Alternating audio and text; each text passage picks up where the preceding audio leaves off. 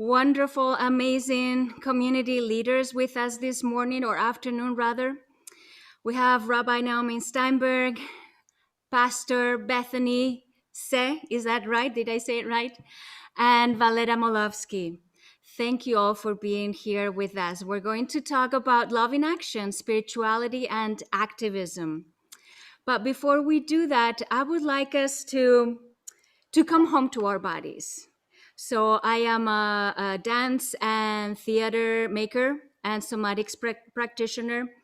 And when I'm with a group of people, I love to take just a couple of minutes to come home. So wherever you are, I invite you to either stand up, which I will do, but if you want to stay seated, that's also fine. If you stay seated, then feel your seat bones as your feet connecting to the earth.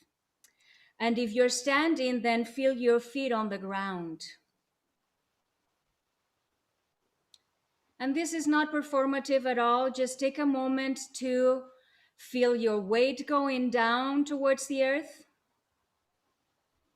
Open the soles of your feet. If you have shoes, like I do, and socks, feel through your shoes and socks the earth underneath you. So we're sending our roots there, and we connect with the earth, the soil, and the planet itself. So we are children of this planet. Even as we come to relative stillness, we know that the earth is traveling at great speed in space. And yet we feel right at home, and we invite a sense of calmness and connectivity. There's an opposite direction reaching us up towards the sky. So we open the crown of our head and we allow it to open to the sky, the space above us. And we embody this vertical line, which is the line of our dignity. We're born with this. Nobody can take it away from us.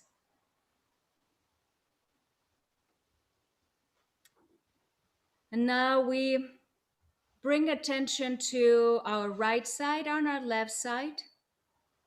If you want, you can open your arms right and left to feel that, to have that sense. And you can reach to one side and to the other. And this is, if there is not a lot of space, even if it's just here, your clavicles expand in your chest right and left. And this is the horizontal line. Of course, we also have the diaphragm, the pelvic floor.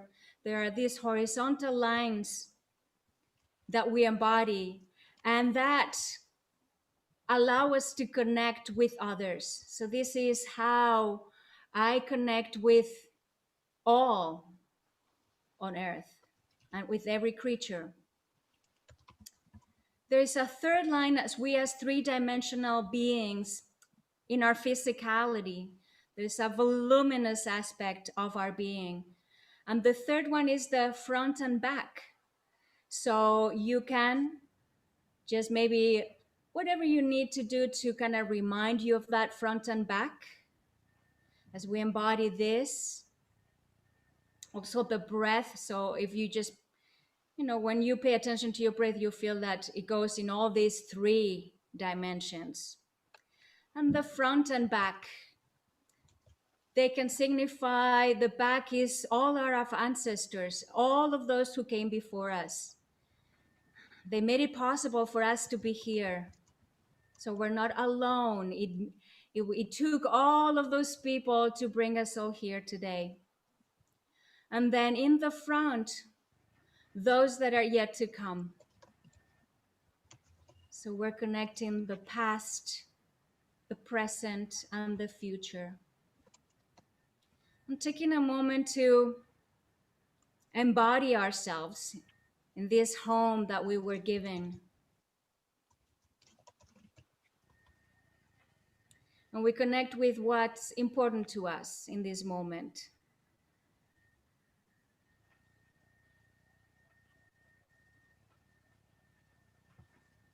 Thank you. If you're standing, come up and sit. And I'd like to just read the land acknowledgement and labor acknowledgement that will frame our conversation. So we here as Playhouse Arts, we acknowledge that our organization sits on the unceded land of the Wiyot peoples. And the Wiyot peoples include the Wiyot tribe, the Wiyot, the Blue Lake Rancheria, and the Blue River Rancheria. It is surrounded by the ancestral and present homeland of the Hupa, Yurok, Karuk, Matol, Tolowa, Wailaki, and Yurok. Oh, I have Yurok twice. Our neighbors, the Yurok. Arcata is known in the Wiyot language as Gudini, meaning over the woods or among the redwoods. This statement does nothing to repair generations of injustice, but by understanding this basic truth, we are moved to make reparations through the honor tax, the land back movement, and heeding the advice and input of the indigenous peoples that we live and work with. For more information on the honor tax, maybe Haley, if you're here, I think you are, if you can put it in the chat, that would be wonderful. You can find that at honortax.org. And the labor acknowledgement, we recognize and acknowledge the labor upon which our country, state, and institutions are built. The US is built on the labor of enslaved people who were kidnapped and brought to the US from the African continent, and recognize the continued contribution of their survivors. We acknowledge all immigrant labor, including voluntary, involuntary, and trafficked people who continue to serve within our labor force. And I look forward to a day when we don't have to read this, but we fully embody those truths. And again, it's such an honor and a pleasure to have all three of you here, Rabbi Naomi Steinberg, Pastor Bethany Say, and Valera Molavsky. And I'm going to let you introduce yourselves.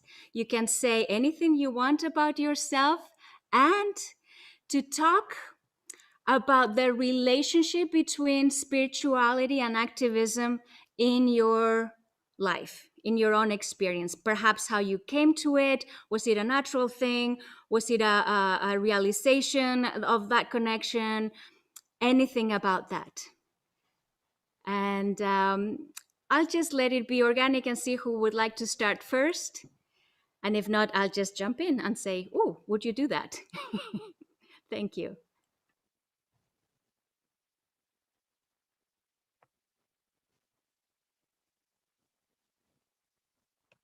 Well, okay, I'll go. My name is Bethany, and I'm a pastor in Arcata. I pastor two churches.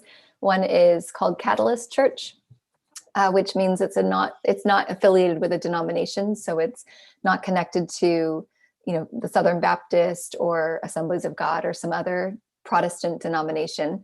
And then I also pastor a church called Arcata United Methodist Church as a licensed local pastor. I am finishing up my Master's of Divinity, so I still have 2 more classes and then I'll be done. Maybe 3. I have to look at my transcripts, and I'm really hoping it's 2. It's not fun being in seminary during a pandemic. And then also I have 3 kids, and they are the ages 11, 13, and 14. So I've been homeschooling with them. My husband is a much better homeschool teacher than I am. If it was up to me, we'd be like, just school would be baking cakes and going on field trips to the stream every day. So he's much more structured, and we co-pastor together. So it's pretty fun. I'm an adoptive mom. My kids are adopted, and I'm a foster parent as well. And I blog, or I write on a website called withbethany.com. And so I, throughout Lent, which is a season of the church that we're in right now, the Christian church, I've been writing a daily Lenten reflection there. about what it means to be wandering in spaces of loss and lack, or what is called a wilderness place in the Bible. So that's a little bit about me. And I'm glad to be here.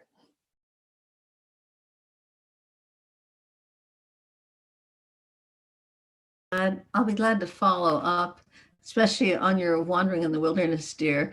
That's great, because of course, in the Jewish tradition, we're getting ready for Passover, which is all about coming out of Egypt, out of a narrow place, to then undertake many, many years of wandering and what we learn from that wandering.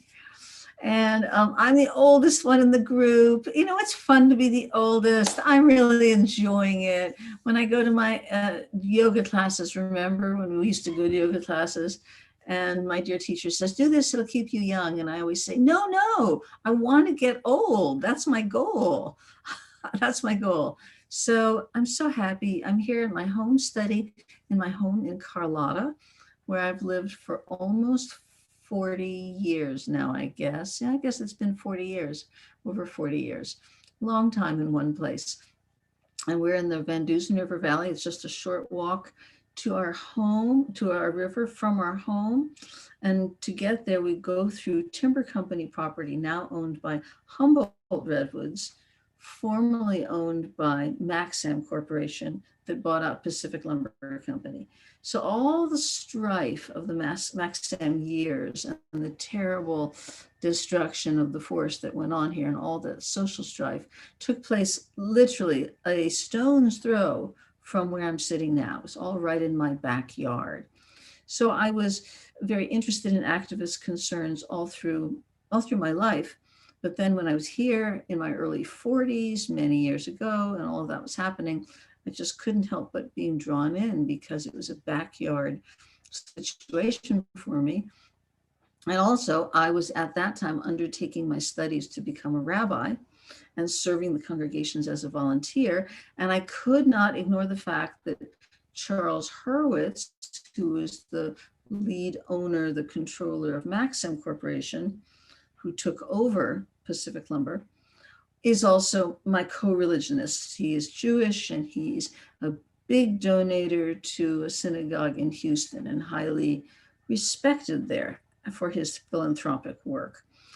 So it was very painful to have somebody from my own community acting in a fashion that I found absolutely reprehensible in terms of disregarding regulation and actually flaunting the violations of regulation. So that drew me in as a young rabbi, as a young student rabbi, to need to draw forward all the Jewish values that I felt were involved in this social and environmental justice struggle. So that was decades ago, and then it's just gone on for decades, not quite as intensely as it did years ago when we had all those big demonstrations and several deaths. But things are quieter now, but it's still an ongoing struggle for the environment. So that struggle has really shaped who I am as a rabbi, and also who I am as an individual spiritual seeker. So I can't begin to separate my activism from my spiritual life that's so overlapped. That's just my destiny, the way it came for me. And here in Carlotta, I raised 2 kids, and one of them is Dr. Steinberg, Miriam in town. And the other one is Beryl Alexander, a wonderful singer in Los Angeles, and who's also been part of this festival. And there we are. That's enough about me for now. Valletta, dear, let's hear from you. Thank you, Rabbi. I appreciate you, Miss Naomi. Lorda, I just want to say thank you for rooting us. I didn't have my shoes on, so as an earthbender and one that enjoys having my shoes to be planted back into my ancestry land, right? You did a good job. So Baraka for that. Bethany and Naomi both speak about their own spiritual walk. And I think it's really beautiful that they spoke before me, because like them, I am very spiritual as well, but I have a blendage, as Naomi knows, with my children who have been bat mitzvah and bar mitzvah. So it's really interesting because my oldest is Yaakov Yisrael, and then I have Adrian Sadiq and Nyla Rain. And I'm very blessed to have these 3 children that God has implanted in my care, they all have stories, and they know that one is the chosen, one is a miracle, and the other one is a blessing. So my spiritual walk has started since I was 3 years old, and I started to sing among the people. My first song I sung was Jesus on the Main Line, and I'd sing it all across Texas and in Arizona and Phoenix and what have you, Louisiana, because my parents believed in praising the Lord, and they knew that I loved to sing. It wasn't until I was in my early 20s that I realized, when someone asked me, why do you like singing gospel music? I didn't know the answer. So I had to research. Part of my identity, I realized I didn't know that connection, and I wanted to know. And then when I did that research, I realized it's in my DNA. It's my gene makeup. It's who I am. The ancestors passed it on to me. I can't teach you how to roll your lips or sing to the side. I can't tell you how to bellow. I can teach you. I'm a choir director, and I've been one since the age of 12, but I can't teach you things that my ancestors have already put inside me and that I carry with great love, great passion. And it makes me who I am, along with my children, who make me very proud to be a mom, because they make me the individual I am to serve the community. And the community, it keeps me in check. It makes me as well for my actions and the way I speak. The words of language is very powerful. And part of being an activist, if we go back to the word actual, the root word of activist, in the Latin, it's actus, which is doing, a driving force or an impulse. And when we look at ism, it's a distinct practice or system, a philosophical, a political ideological of the artistic movement. So acting out practice or belief is really important. And when you become active, you become engaged. And so I would say that I become engaged since I was a toddler. I've been able to do that with the instruments that has been given to me. And those instruments have been beautiful tools, whether it be my voice, my body, where I get to move and do those somatic movings, praising God, or whether it be me giving back to the community when my parents own their restaurant and I start working when I was 8, feeding the homeless. And I continue, as you may have seen, that I continue feeding the homeless and doing that work because it's enrooted in my system. So spirituality and activism, like Naomi said, goes hand in hand, because one isn't without the other. And the Creator gives us this opportunity to give back. He says, love your neighbor as yourself. And when you give, you are loving yourself and your neighbor. The other thing that I love so much is, I just spoke yesterday at the sisterhood, and we talked about the power of a woman. The power of a woman comes out of Proverbs 31. The dignity, the respect. She gives all that she can. She wakes up early in the morning and rises. Her house is clean. She feeds the people. But the point is, all that stuff that she does not make her that woman. What makes her the woman she is that she is active in her word and her belief, and she cares just like I do for the community. And that's what I'm here for. And that's why I enjoy being a part of this group today. So, Baraka. Baraka, thank you. Valera, I want to go back to Bethany. Beth, if could you then talk a little bit about in your life how, Rabba, Naomi, and Valera, you both said that in a way, in your own experience, they go like this. I mean, we can talk. It's an experience, it's an action, and then you can use one word or another, maybe to talk about different aspects of that activism. We can even call it spiritual activism. Would you talk, Beth, about that? Was it the same for you, or did one come before the other, or what is that dynamic relationship between the two of them for you? Yeah, thanks for asking that. In a lot of ways, I can find a lot of similarities between Rabbi Naomi and Valletta. And honestly, a lot of it comes through my own upbringing. My family wasn't necessarily activistic in the way that we would kind of define it in a lot of ways when it comes to protesting or changing policies or anything like that. It was much more involved in a spirit of hospitality. So my family was never a place that, and we never had a lot of money or a lot of resources, but there was always somebody who didn't have a place to live, would find themselves on our couch, or we would give up our bedroom for a family who needed to stay with us for months at a time. There was like a sense of welcome, like an open welcomeness in my home, where no one had to look or dress or even believe in a certain way to be included.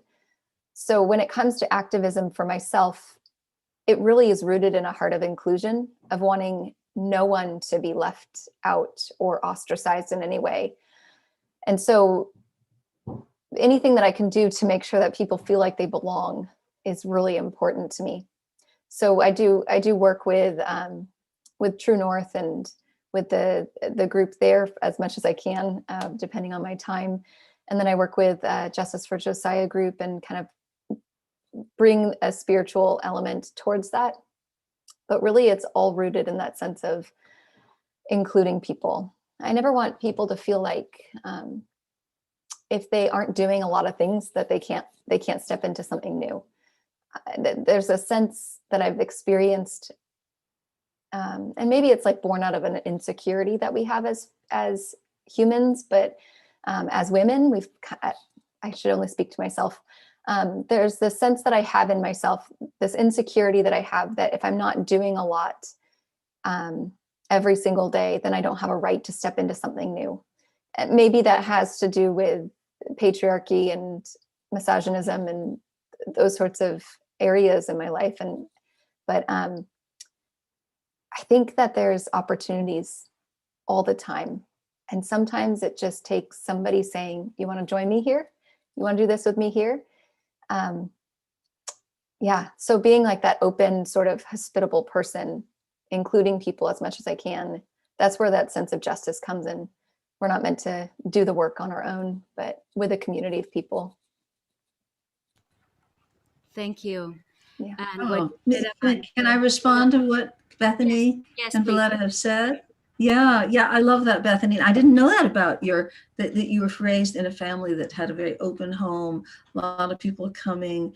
And my parents were the same way, in a way that I only recognize now when I look back on it. And our home has been very much the same, with all different kinds of people have come and lived here. Now we have a 16-year-old nephew that we're raising. So I get to go back to the teenage years. Whoa, that's different. It's so different after, having kids out of the nest for a long time. But I think it's something that we, as people in spiritual traditions, we can really focus in on this act of hospitality as what in Jewish tradition, we call it a mitzvah, that it's something that you're commanded to do, you're instructed to do it. It's part of the traditional teachings. And when you do a mitzvah, you feel that you are in concert, you're working in concert with the cosmos, the divine, whatever you want to call it, the holy powers, that they are helping you. So when you do kind deeds, you don't have to be doing them from your own personal strength alone. That help comes to you. And I think I felt that time and again, that when I've opened my home, help comes to me. And going back to the Headwaters years, we had people coming and staying and going all the time here, and use the phone and use the shower and come on in and out. And so I think it's something that the spiritual traditions really have to teach in terms of how to become better lifelong activists. Just the spirit of hospitality and an openness and a willing to let sometimes some crazy stuff kind of come in your home. There's a big campaign, everything has to get done. And if it's anything controversial, you have to deal with law enforcement and lawyers and, God forbid, tragedies. You just have to say, my home is a reflection of the world, and let it come. Like, bring it on. Let it happen. Let it be here. Let it be here. And I wanted to say something also to something you said earlier, Valletta, just beautiful, because I heard you quoting from the book of Proverbs. And that was so perfect for the Women's Festival, because the part that she was quoting was the very last chapter of the book of Proverbs, which in Hebrew we call the Eshet Chayil, the woman of valor. It's a really powerful term. And the opening lines translate, a woman of valor, like a real substance. Who can find her? Her worth is beyond rubies.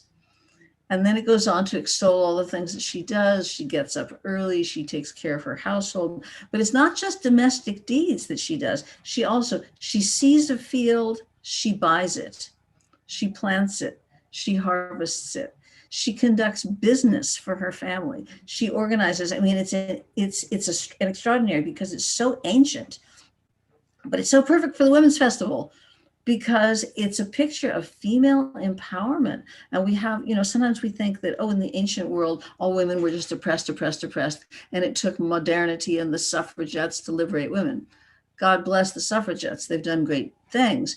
But in fact, we know that in antiquity, women in many situations had greater empowerment than they had as we move forward in history. And certainly we're trying to get back to those older relationships. So the woman of valor is just this awesome figure of a woman who just gets out there and does it, and a real RBG kind of character, just very wise and get it done, And then I also loved what you said, Valletta, about to get out there, to love your neighbor as yourself. And I think that's an incredibly important teaching. In Hebrew, it's to love the one close to you as yourself. It's translated. Love the one who's close to you as yourself. So then we get to define, well, who's close to me? Obviously, our neighbors, they live close. And then people who are close to us emotionally, then people who are close to us intellectually. But we know now that the planet is so tiny. It's such a little tiny planet. It's so small. The pandemic, if it's taught us anything, it's how tight, what a small little planet this is. And we're close to everyone. So we need to love everyone. Everybody is our neighbor. As far as the virus is concerned, it can hop, skip, and jump. Continent. We're in one big neighborhood. And we really need to love our neighbors as ourselves. And that's an active thing, as you were saying, Valletta. It's action. It's not just sitting back thinking nice thoughts about them, showing that you love them. Yeah, they both said such interesting things. I wanted to jump in and respond. I would just like to say embodiment, right? Like, how do we embody spiritual walk? And the work of that is not only, opening our doors, but also what do we do for ourselves? And like, if you see right here, I have a prayer chain. I have a few of these prayer chains. And part of that is writing prayers for other people in the community, because I want to send those thoughts. And when I wake up in the morning, I go and I look at that prayer chain, because I'm like, who else needs that prayer, and who do I need to add on to? I really love how Beth says that open door. That's a harambe, where you call people together and you bring amongst them and you do good work, right? We do that here in the community, but also within our family systems, we open the doors for others. And I remember as a child and even growing up, my family always had a swinging door. And because I am a pastor's child and I am also a prayer warrior, I, open my door up many times to the community when needed, and even my own heart. And that is a lot of work for, a woman who is raising children, is attending school. Because I understand, Beth, I was there just like you in COVID-19 and just received my master's and went to school for the PPSC and decided to take a break because I was going towards my PhD for the critical race studies. And I'm taking a break for a year before I return. And, when I look at that, sometimes what's most important is how do we refill our cup, right? Because I always think about that. I think about, okay, Father, you've given me this good work and I'm embodying it, but to live embodiment, I need to fill up my own cup as well and not keep giving and then not take care of myself. Because when we don't take care of ourselves, then we cannot give, not 100% at least. And so we're unequally yoked. And the Bible talks about being equally yoked. And I love how the Bible talks about that. I also, another woman that I appreciate, I don't know about anyone else, but Ruth. I love Ruth. Ruth brings a lot of, humbleness and grace. And I love her because she is this humble woman that I look up to in the Bible. I don't look up to Delilah, but I look up to Ruth because of her practices. She's constantly present. And I myself try to say, how can I be present with myself, with my children, with my husband and partner, and also within the community. So I think you bring up such great, information, both of y'all, Miss Bethany and Rabbi Naomi. I appreciate both. Thank you. So many things that that I could just grab onto and continue. One thing that I want to bring up is when we talked about the spirit of hospitality.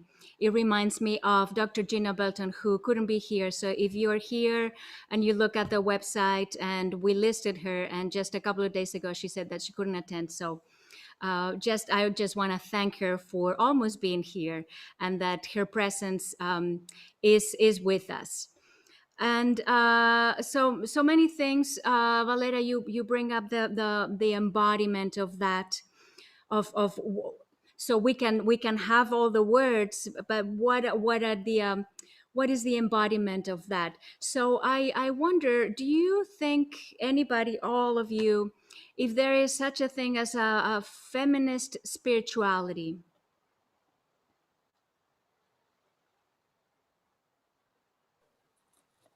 Rabbi Naomi, do you want to talk about the Holy Spirit and the feminist aspect of her?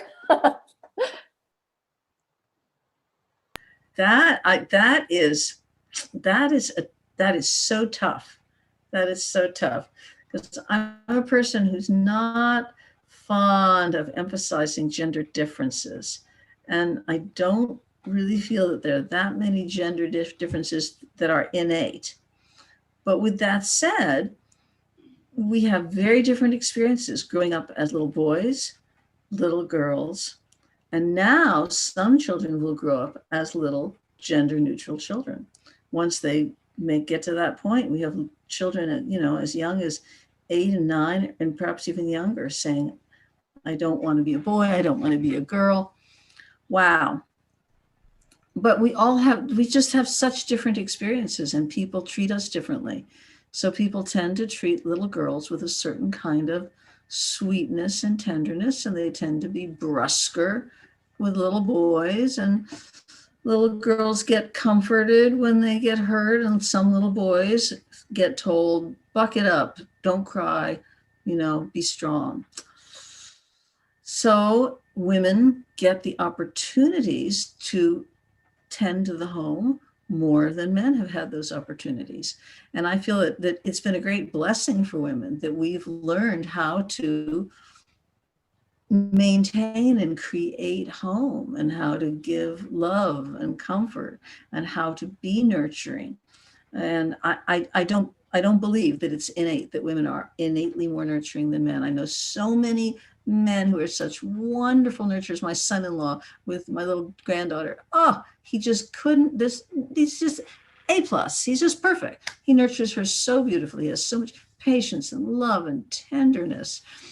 He just can't get her to sleep in the rocking chair the way I can, because I've got substance here. Get her in the rocking chair with grandma, and she's just the sheer physical heat and warmth. Tell him he needs a little padding. He needs a suit, so that he can rock her to sleep. Other than that, he can do anything I can do. But because of women's experience has been traditionally more in a nurturing role, our spirituality will also often come across in a much more nurturing way. That a lot of men, you see in the background, I got a lot of books here. Rabbis read a lot of books. It's a very bookish religion. So it's very easy for people to fall into the idea that the religion is all about the ideas, and you kind of teach and you preach and you guide from the neck up with all these ideas, because we love ideas. But of course, you have to greet people from the heart. Oh, I'm so sorry. I don't know how to turn off my phone. You have to greet people from the heart. And so I think we do get certain skills as women that inform our spirituality. I'll leave it at that while my phone is ringing. Let someone else pick it up. Maybe before Valera or Bethany, you pick it up, maybe I should have formulated my question slightly different. I'm not sure if in your eyes there's a difference between religion and spirituality. And so feminism related to religion or spirituality, perhaps the answer might be different. I'm not sure. Yeah, so the word religion comes from the Latin root lig, like where we get ligament. It basically means the connection points between it all. And so in its best state, religion reconnects us back to our spirit and back to the deeper parts of life. What we've found, though, for most of us is that religion feels like it tears us apart in some ways, and it tears apart communities, and it disembodies us from ourselves, or it can. And that can cause a lot of harm in people. I mean, how many people's biographies, autobiographies are like deconstructing the traumas they've experienced within a religious community. So it's not meant to tear apart, it's meant to join back together. But absolutely, there's a difference in a lot of ways, because I think spirituality is something that we're born with. Religion is something that we bring on or we learn. I believe humanity is incredibly spiritually, we're just spiritual beings. So, when science tries to define everything or give an answer to everything, we can't possibly have an answer for everything, as much as that would bring us a sense of solace or a sense of, foundation, I suppose. There's some things that there are no answers for. And that's when we tap into that spirit, that bass note sort of a way, that undercurrent that we're so interconnected by as human beings and within the planet. So yeah, I believe that there's a spirituality that goes way beyond any religious construct or system or institution, even. That if we can get to those spaces. I can tell you from myself, as a Christian woman, I was raised in a very fundamental sort of a evangelical Christianity, where it was black and white. There was an answer for everything, and women were definitely not allowed to be preachers. So already I'm out of bounds in there. But there was like this sense of right and wrong, and that, even though I was raised in a very hospitable home, there is that sense of right and wrong that I was raised with. And so some people belong and other people don't. Some people are in and other people are out. And religion tends to make those extremes that much further apart from each other. And I think spirituality has the capacity to bring us back together again on those commonalities, if we can come to some sort of commonality. I still believe in my own sorts of rights and wrongs that might differ from other people, but I hold on to those more loosely with the fact that we're all connected and made to connect, created to connect. So I study religions, and I have a lot of different concepts about that. One, because religion is a cloak that people like to wear to get out of things, to hide behind the systems. And also, when they have done something, they will cloak themselves with religion as another way to get by. So personally, I would say that we have a relationship, right, with our spiritual creator. Many of us do. And some of us cloak ourselves with religious concepts. I myself believe that if you have faith, as much as a mustard seed, that is amazing. I appreciate when I went to the military and I was in the Army that I got to meet beautiful individuals who had different religions. And because of that, I got to expand my own knowledge and got to learn more about who and what they are. And I learned that we were all the same. We all had a concept and we all had faith. We had faith in the unknown. And that was what made us all be able to collaborate in such a beautiful way. I learned to speak a different language when I was there. And that was beautiful because I got to learn how to speak Kenya. And, I got to learn about Muslims and the way that their concepts and beliefs. So that was an opportunity for me as a young individual to be open-minded, and realize that it wasn't about religiosity, but more so about what they were raised with since a child. And as a child, we have a childlike mind. And when we become older, we make decisions upon ourselves on what our beliefs and our religious practices look like. So I would like to say that we all get to make a choice later, but we all have faith in something. And to take that away from someone who's been brought into it, I feel like it's wrong. So when I brought up my own children, I knew that being that I was a pastor's child and that I do believe in God and I have a personal relationship with my Jesus, Lord and Savior, that I didn't want to push my Christianity on my children, but I wanted to raise them up, just like it does in Hebrew. It says, raise them up in the way that you know, and write them, on your doorstep. And so we have that beautiful words on our door. But, my husband went to Israel and he wore the Taliban. I think I may be wrong with the name of that, but he wore the band on his, arm. And I got to go to Israel too and experience it a different way 5 years ago. But I got to go to the Western Wall and I got to partake in these beautiful, prayers and scriptures and put my prayer in the wall for my, grandmother and my family as well. And so when I think about it, that wasn't a religious act. That was a spiritual act. Just like the beautiful Jews who were doing their prayers, that wasn't a religious act. That was a spiritual act. And they put their prayers along the wall, and that was them being present.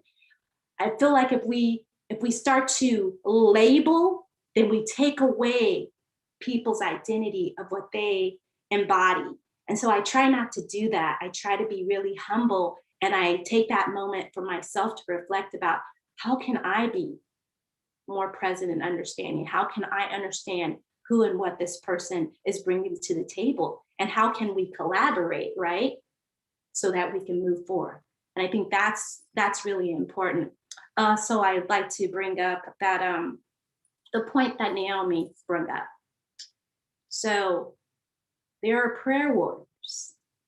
And in prayer warriors, we all pray and we deeply, deeply feel something when we're praying for another individual.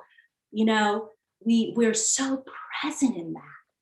And then there's the sister prayer warriors, but that doesn't take away from the prayer warriors. There's no gender. It's just that the title sister came on there so that people could build sisterhood and connect with another female presence to be as a guide or a mentorship. So when you ask if there's the feminines on there, I personally think that yes, women go to church and they are spiritually in tune and they spiritually grasp and they're spiritual caretakers. But just like the brothers that are in that midst, they are caretaking in the church and they're bringing instruments into the church and building it up, whether it be in the temple, wherever it is, they're doing their job too. So to take one from the other is wrong, because you got Adam and Eve and it took two of them to make who we are today, right? So we can't take away and say, well, is it feminism or not? So I have to agree with Rabbi and just say, yes, we cannot cause more division in this world because we've already done that. And we need to decolonize those ways of thinking and start to move forward so that we can start healing. Thank you. Thank you. As we continue, I'd like to ask the audience, those of you who are here listening to this wonderful conversation, if you have a question for Rabbi Naomi or Beth or Valletta, please drop your questions in the Q&A or the chat and we'll get to them, or hopefully we'll get to them. So the next thing I wanted to ask you is, what fuels your activism? I mean, I entitled this conversation "Love in Action," and talking to different people.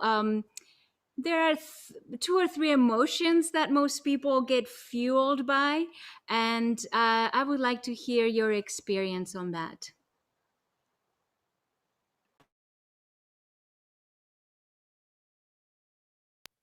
Well, I guess I'll go. We're always just like, okay, 1, 2, 3, who's gonna go? Yeah, I mean, I would say that that the relationship I have with Jesus Christ is what fuels what I do with my time and my activism and in my day to day life. I love that example that Valletta gave of having her cup needing to be filled, because I think sometimes we serve other people or we care for other people from a place of lack because of all the external circumstances in our lives, or they're just not even taking care of our own souls. And so an analogy I really enjoy that I come back to a lot in my own life is seeing our lives like a teapot. And so we've got this teapot, and the way that I see it is that I see Spirit, Holy Spirit filling the teapot, like just filling my life. So I'm sitting there and I'm seeping in that warmth, in that goodness, in that holiness, being like cared for, finding self-compassion instead of self-hatred, switching my own paradigms from one way of thinking to another. But what I've also found is that if I sit too long in that space, then I get cold and I get bitter and I'm no good. And so as a teapot, I believe that Spirit fills me, but I'm meant to seep for only so long to where I'm poured out towards other people. It's only good if it's being poured out. And so I keep getting filled and I keep pouring out. And there's times where like, there are things that block that flow. Like, let me tell you, I mean, I was just writing down a few of them. Like my own white fragility is something that blocks that flow of like goodness into the world, right? My own Christian exceptionalism, believing that my Christian faith is like the right faith, or that I have something to bring, the colonialism that came on the heels of Christianity. Certain kinds of, here's one, like, and this is a term that's mostly used for people of color, but I've found it as well for religious things. And if this is, I hope it's okay for people to use, but there's this term called code switching. And I found that that I feel like I've had to use that term based on which group I'm a part of during that day. So I will speak more Christian language if I'm around a lot of Christians, especially if I'm around evangelical Christians. And I will tone it down when I'm around people that have a very limited faith, or might even be discomforted by Christ or by God.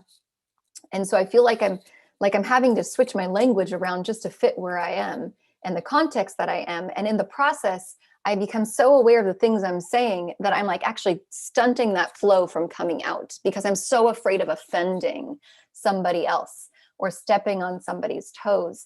And I think it's important to be aware of the things we say and how we say things, of course, but there are certain types of things that can block that flow. So a lot of times I feel like I have to step back. I have to gain perspective. I have to invite other people into my life to speak truth into me.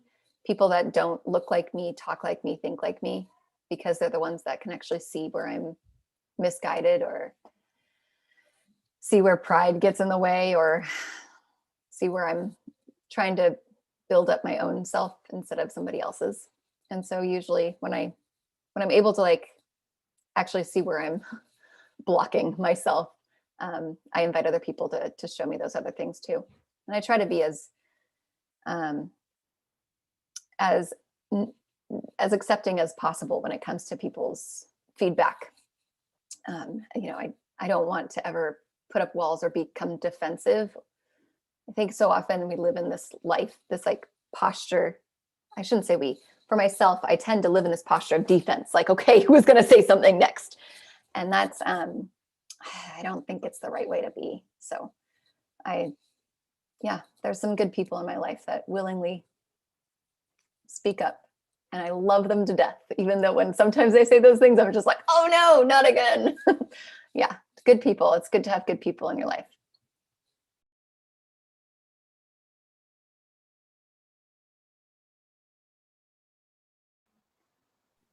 Okay, I love what you said. And it brings me up to Romans 12, be not conformed to this world. And so for me, I know that the Lord is my shepherd, I shall not want. And I hold on to that. And I breathe that Psalms out all the time, right? Psalms 23. I also know that he sets the table before me in the presence of my enemies. And so that's what keeps me strong in the word and the love of God. For me to continue doing what I'm doing, I feel like a lot of times I know that when I'm in the water, and the water is healing, and the water is part of my people. And so when Harriet took those individuals across the water, that's where their faith began. And so whenever I'm next to the water, my faith is restored, and I feel cleansed and I feel whole. And I feel that the ancestors are speaking through me and to me, and so is the Lord. And I'm able to continue doing the work for HC Black Music and Arts Association based on that.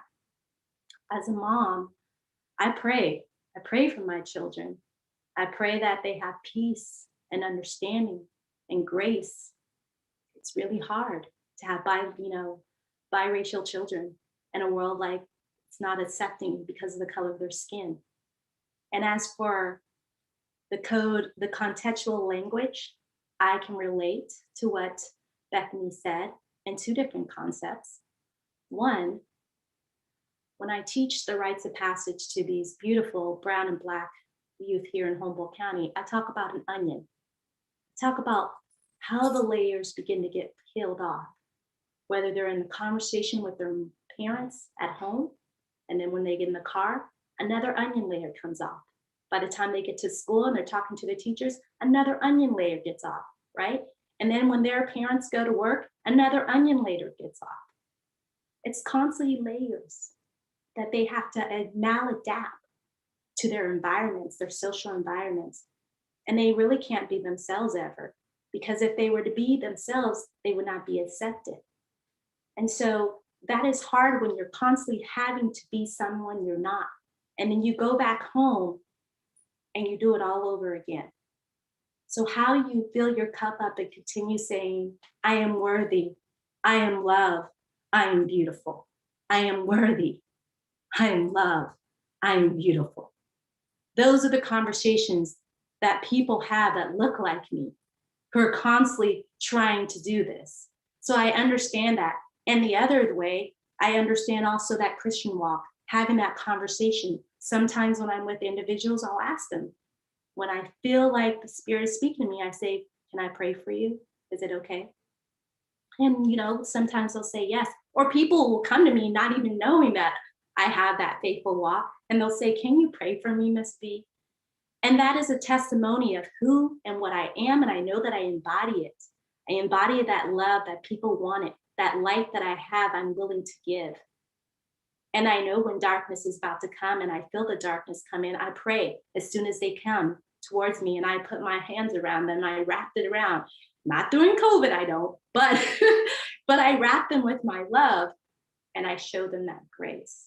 So yes, I totally understand, because sometimes it's hard to say, God is good. God's good all the time, like we do in the church, right? But you say that to somebody, like, whoa, well, not now, I'm not ready for that.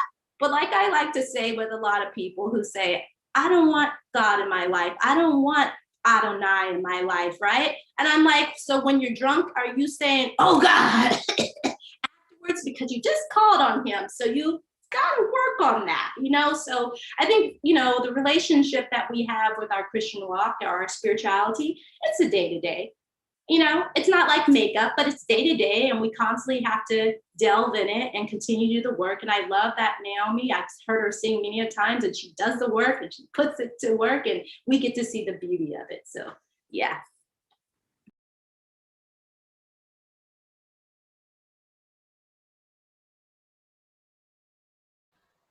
Rabbi, oh yes, there we go. There we go. Great. Oh, fun. Well, let me tie some thoughts together with Pastor Bethany's lovely teapot image. I really love that one because I often talk about teapot Torah. I call it teapot Torah. The blessings come in, teachings come in, and you can only get more teachings if you've given it over to somebody else. So, I say, just sing the little teapot song. I'm a little teapot, short and say, here's my handle, here's my spout. When I get all steamed up, then I tip me over, pour me out. That there's a saying in our tradition, if you know Aleph, the first letter of the alphabet, if you know Aleph, you should teach Aleph. You must. You have a responsibility. As soon as you know something, give it over to someone else, teach it. It's a teaching community. So when you're receiving teachings, you give them out. What fuels our activism? Well, there are just so many teachings that come in, and then we give them over to other people. Teachings that pertain directly to social justice, teachings that pertain to the ideal community, to the goal, the end of times. Many of our traditions are working toward an end of times, which is a time of plenty, prosperity, sustainability, all those things we want to see. And as Valletta referred to again to Psalms, with the table has been spread before us in the presence of my enemies. And then the next line is Kosi Revaya, my cup overflows. So again, this image of this overflowing abundance. So if you are engaged in spiritual practices, you often experience an overflowing, an abundance of strength, of wisdom, of vitality, of commitment, of determination. These are some of the fruits of the spiritual practice. You've got it, and you're able to give. You're coming to your activism from a place of fullness, from a place of strength. And so these practices help us in that way. But the other thing I want to add from my experience, when you ask Laura what fuels our activism, I really want to acknowledge anger, indignation, upset, horror, all those negative emotions that we feel when we read the news, when we hear the news. We as a nation had 4 years of so many opportunities to be angry because the Trump administration did so many things wrong on a daily basis. And so our goal was, how do you continue to have that righteous indignation without having it eat you up, without becoming bitter, all those things. But the anger is very important to motivate you to write that letter for that campaign, send in that donation, make that call to Congressman Huffman's office, write that guest editorial for the paper, show up in line for that protest, whatever it is. If we weren't angry, if we didn't have appropriate anger, we wouldn't get these things done. And so appropriate anger is very healthy. I'll tell one story on myself from many years ago here out in Carlotta during the Headwaters years. I had the honor of giving a talk at one of the big demonstrations. And it was big. There were thousands and thousands of people there, right here near my home. And before I was about to go up on the impromptu stage to give my talk, I turned to a friend of mine and I was shaking. And I don't get stage fright. I'm very comfortable. I just never have had stage fright. I can present and I don't usually get scared. I was shaking. And my dear friend, Betty Braver of blessed memory, said to me, "What's up? Are you okay?" And I said to her, "I don't know if I can do this. I can't contain the rage I'm feeling. And it's coming up. It's like it's coming up out of the ground." She was wonderful. She kind of put her hands on my shoulders and said, "You can, and it is. You can control it and contain it, and it is coming up out of the ground. That's why you're feeling it." So I'm standing right here like a ground zero of the whole Headwaters massacre. So we want to open ourselves to the rage that comes up out of the ground, out of our ecosystem, out of our suffering and poisoned landscape, the rage that comes out of our communities from generations of oppression, the rage that comes when we hear of the next police brutality killing in the paper. May there not be another one ever. The rage is important and it needs to be managed. And that is part of our job as religious activists, to go out there with a model that says, I am just as angry as you are. I am as angry as angry as angry. And my heart is also full of love, full of love.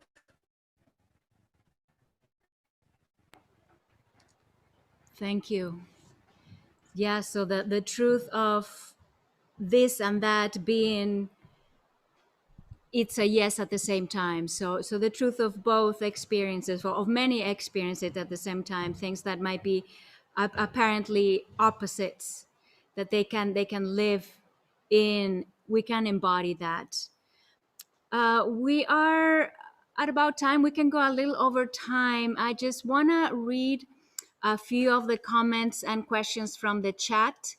Yolanda Thomas says, I have to totally agree with Pastor Bethany that being around certain people hinders our spiritual flow. How should we deal with this as Christians? That's a really good question. I think it's important to recognize what kinds of people you can be around, when you can be around them, and when you need to leave people away or go to a different location. I don't think that we are meant to. I don't think every single person is built to care for every single person. I think each person has been uniquely created, and within that unique createdness, we have unique callings of who we're meant to serve and how we're meant to serve them. There are some people in our lives that are toxic, that actually damage maybe your soul. There could be people that bring up certain triggers that you have to move away from for your own safety. And it's okay to acknowledge that. I think as Christians, there's this sense of guilt if we're not willingly meeting every single person's need, especially as a pastor. There's like this sense of like, it's pride for sure, but the sense that pastors can do everything and they're supposed to do everything and meet every single need. But it's just like parenting. If we keep coddling our kids or coddling our congregants, they'll never grow up and they won't be helpful for anybody else. So sometimes it's stepping back or speaking truth into their lives, or recognizing that this person isn't healthy for me to be around. And so I need somebody else to step in there. And that's, you got to take care of yourself. Absolutely. I'll continue to quickly. They are mostly comments for those of you who can't see them. Stephanie Parrott, I appreciate that Bethany switched from saying we to me at least twice. They're both powerful words, and it is important to know which one to use when. Brenda Starr says, thank you all so much for the wisdom, stories, and fierce love you all shared. Blessings to us all. Patty Johnson, thank you all for your spiritual wisdom and love you shared today. And Jackie says, thank you so much for being here today. I want to finish with an ask of you. Would you think of a question for us, for everybody, maybe including yourself? What is a question in terms of how we embody the principles of, I love this, to that image of the pouring, and I can identify with that exactly. Yeah, so it's a flowing water, it has to be alive. So how, what are the questions that will make us think about it and reflect a little bit on many of the things that were said here today? It might be a multi-pronged question or just a very simple question. Would you, anybody, please? The question that I usually ask people is what legacy you want to leave, right? Because we're all going to leave this earth, but the legacy you leave behind will continue to light in others. If you start the mission and you have it in a good way, right? Not for like glory or fame, but to light the community with love.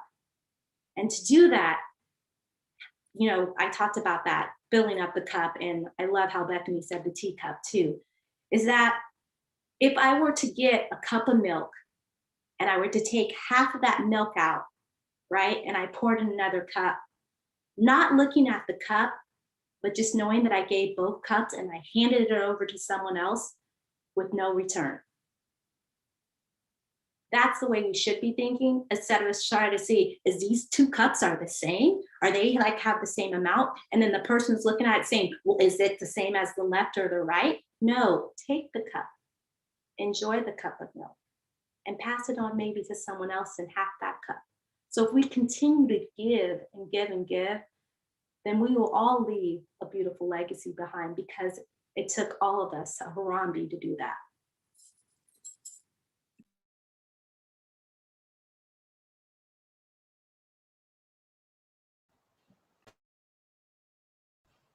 Rabbi Naomi or Beth, yeah, sorry, go ahead. Oh, I don't know if I necessarily have a question.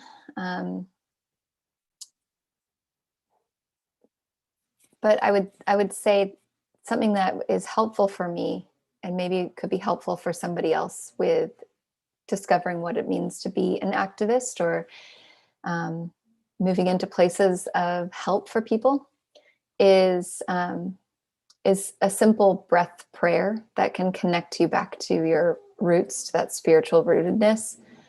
And usually the prayer that I enjoy praying in and out is just a simple, I choose a word that has meaning to me for that day. And it could be as simple as, my son has autism, and so there's just like a lot of anxiety in my house. And sometimes it's just a simple peace that I'm breathing in. I'm breathing in the peace of Christ, and I hold it there for a moment.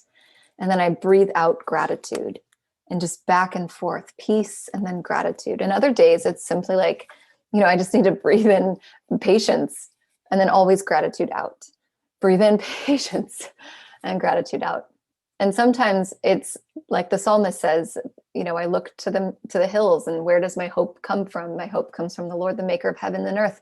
And so literally it's just walking out my front door and looking up at the hills and saying, Lord, where does my help come from, and my hope? And then that answer comes in through that breath and comes out through gratitude. So I don't have a question, but that's something that helps me feel rooted and grounded. Bethany, that was so powerful. I felt that. I'm going to start doing that practice. Thank you so much. I think for a question, I find that I frequently end up asking someone or wanting to ask them, what really matters to you? So I think we all have a really good sense of what really matters. What in this problem, in this issue, in this arena, this discussion, what really matters to you? And usually people can get past the dross and the distractions. And if you say, well, is that what matters? Is that what really matters? Is that what usually people can get right down to? This is what really matters to me. And I think, for good-hearted people who are paying attention to what's going on in the world, what's going on in the world really matters to them. And being part of the process to improve things really, really matters.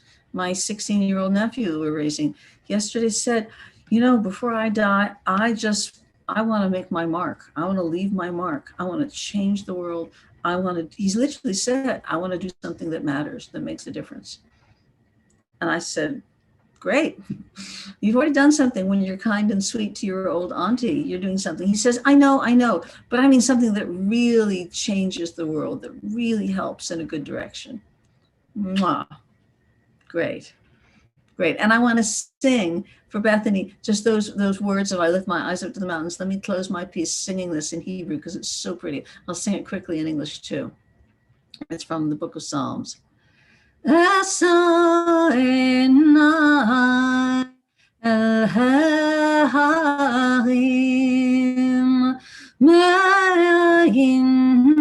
מאין يبو أزغي מאين. 'Cause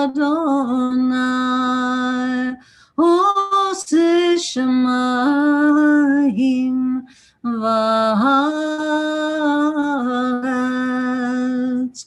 I lift my eyes up to the hills. From where will my help come? My help will come from the one maker of earth, stars, moon, and sun.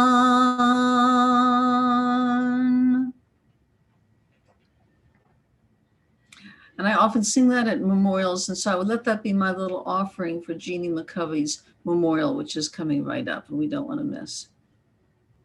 Yes, that's coming up at 3. So if you are moved to join us, that would be wonderful.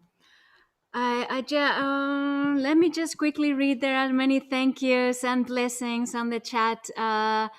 Let's see, Yolanda Thomas, awesome talk today. Blessings to all. Lorraine Wolf, I am in awe of the wisdom each of you have shared with us today. Thank you. Andy Sahek, I love Valeta's point about legacy. This is powerful, and also doing it for the sake of our creator. Activism is even a smile to someone else.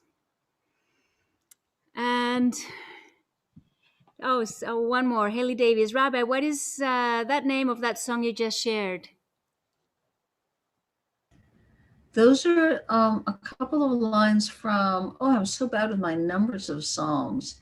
I can't remember what number Psalm it is, but email me, and it's the melody that I wrote in my translation. So email me and I'll sing it to your message machine. Thank you. And send you the source, okay? We would love that. Yes, thank you. It's super easy to find me. Just Rabbi Naomi Steinberg, one big long word, at Gmail. Be glad to share it. Would love to share it. Psalms 121. Thank you. Yes, I knew that. 121. 121. Oh, thank you, Rabbi Naomi Steinberg. Thank you, Valeta. Thank you, Pastor Bethany. It's been such an honor to be sitting here with you and listening to your wisdom and blessings. And I hope to meet you in person soon. Much love. Thank you. And to all our participants, thank you for being here today. And we have 2 more events at the festival. One is a memorial for Jean McAvoy, environmentalist and member of the Yurok tribe. And then we have a 3-hour cooking lesson and getting together. So we're cooking phyllo and then eating together. And we close with a little ceremony at 7. Thank you for joining us at Zero to Fears. Thank you, our panelists. And we'll see you soon. Thank you, Rabbi. Thank you, Bethany. It was a pleasure to be with y'all again. I miss y'all. This is wonderful. Thank you, everybody. Laura, thank you so much for taking care of it all. Thanks. You both have so much to offer, such wisdom, and it's just such an honor to hang out with you both. So thank you, and thank you, Laura, for doing this. Thank you, Laura. Blessings. Bye-bye.